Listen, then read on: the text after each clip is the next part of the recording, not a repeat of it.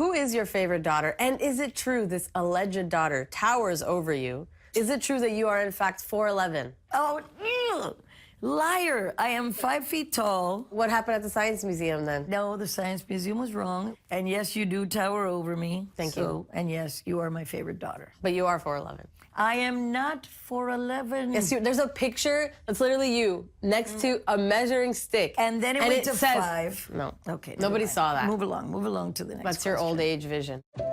Creating a brighter future starts with a conversation. Moments of connection between generations. Experiences shared, lessons learned. This is Talk to Me.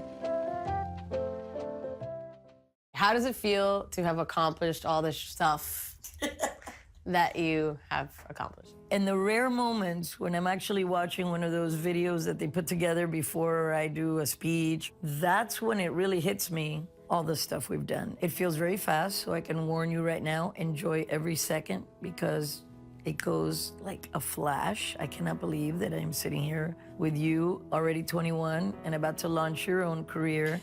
It's a blessing. When you do what you love, life flies by. Do you still have dreams and goals? My dreams and goals now are a bit different. My dreams and goals are now to be able to enjoy everything that we've worked so hard to achieve, to spend less time working, although that hasn't worked out in these last 2 years with the play, and I'm still recording. As you know, we're doing that Brazilian record. But what's more exciting for me is to see you. Me? Yes, you. Little old me. About to embark on this journey that I know since you were a kid that you'd get up every morning and you'd go to all 3 instruments, you know, the drums, the piano, and the guitar before you went to school. You kept your GPA 4.0. Oh, Thank you gosh. very much. Yeah, I'm gonna brag. I think you're switching it around. Yeah, I'm switching it around on you. No, but less of the work and more to be able to help and support you, your brother, family. Just enjoy it more.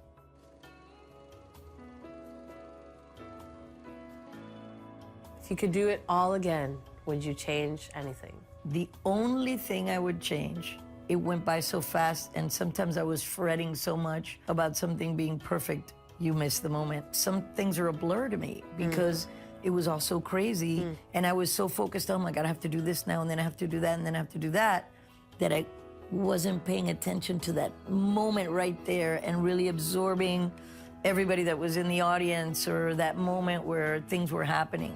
Enjoy the moment, every moment that you're living, the moments today, this moment here, to try to connect even more so. That's the only thing I would change. I wouldn't change anything else.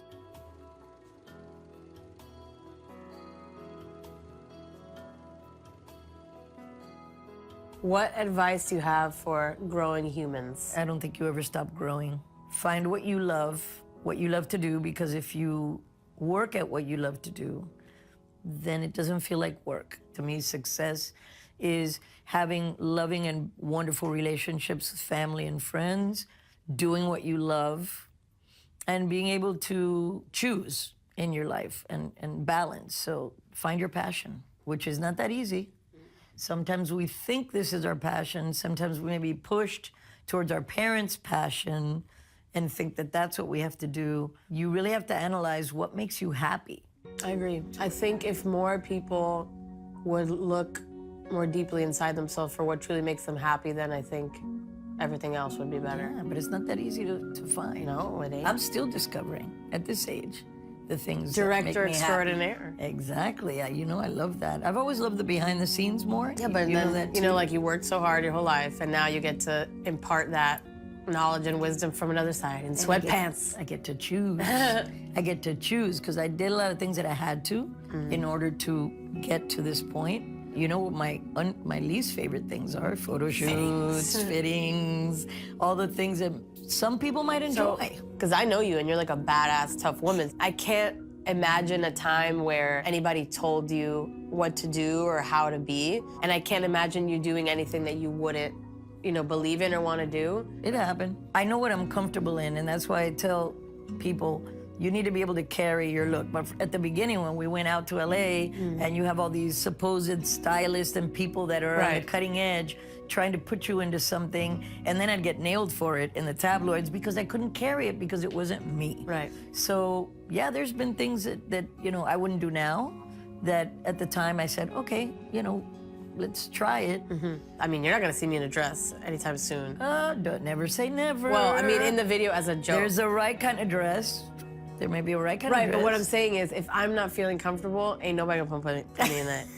I'm not gonna put you in a dress, relax. But that's what I'm saying. Like, even if you were Watch like, out, I'm gonna whip out that picture of you in the 8th grade with your little medallion in the dress.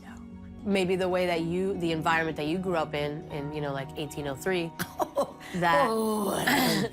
Just kidding. I know. 1815. Oh, okay. Thank you very much. Anyway, You'll thank be you. here. You'll see. Yeah. Like, flash. Like what? Fast. Oh, what was that? Okay.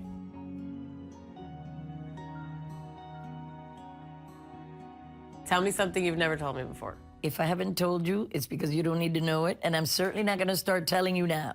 Why does your mind immediately go to something dirty or bad? Who said it was dirty or bad? Because what else would it be? You know that I share everything with you pretty much. Why can't it be like, ooh, I wore a pinky ring for 15 years? But I think I've told you all that stuff. I told you that I had like a little purple diamond of hair in the back of my hair early on. Did I tell you I have a tattoo?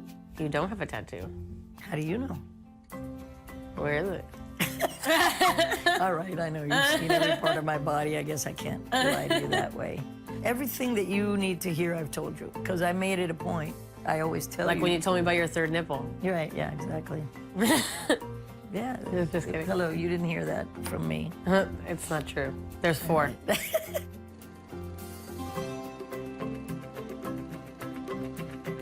What is your fondest memory of either your career or having a family? Career would have to be the day I stepped back on stage after being paralyzed. That first night, March 1st of 1991, 20 days shy of a year of that accident, I stepped back on stage in Miami.